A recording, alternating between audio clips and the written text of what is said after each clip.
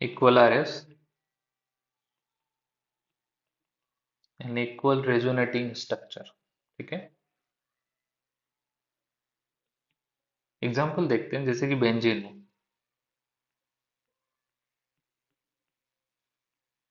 Benzene का जब resonance होगा तो एक और रेजोनेटिंग स्ट्रक्चर बनेगी, वो बनेगी कुछ इस तरीके से। ठीक है, इसका मतलब ये क्या हुआ कि जो डबल बॉन्ड है वो पार्टिसिपेट कर रहा है पूरे रेजोनेंस में। ठीक है, यानी अगर मैं पूरे बेंजीन की अगर बॉन्ड लेंथ चेक करूंगा तो वो आएगा 1.39 आर्मस्ट्रॉन्ग।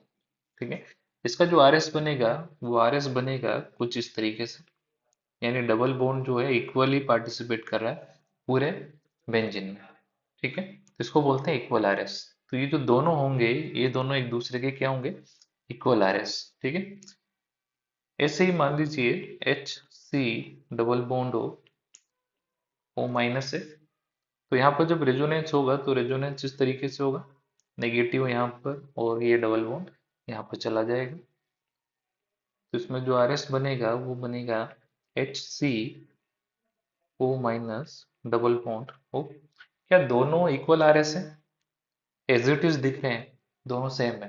ठीक है, तो इसका जो रियल हाइब्रिड होगा, तो रियल हाइब्रिड होगा H C oxygen oxygen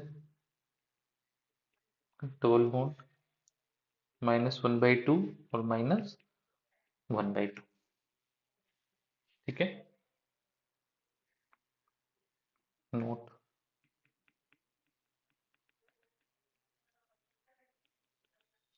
in equal are as the same nature bonds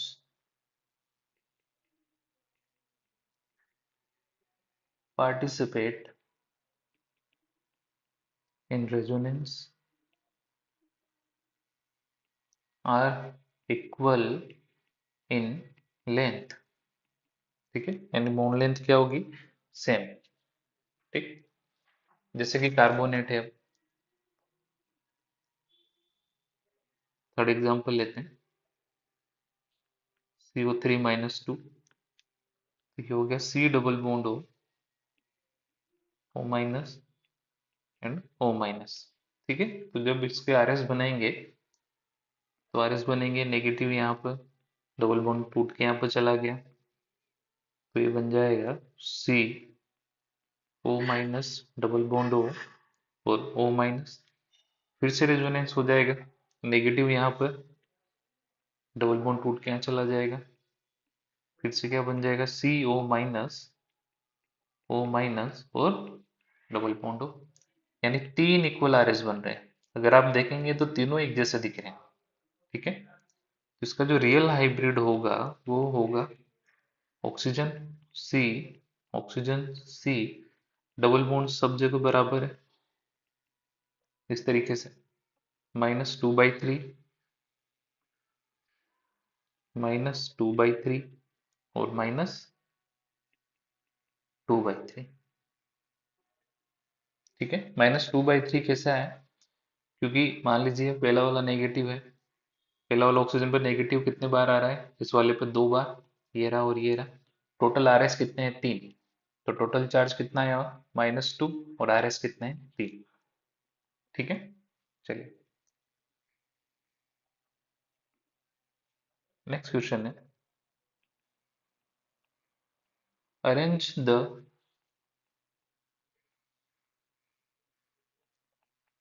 order of.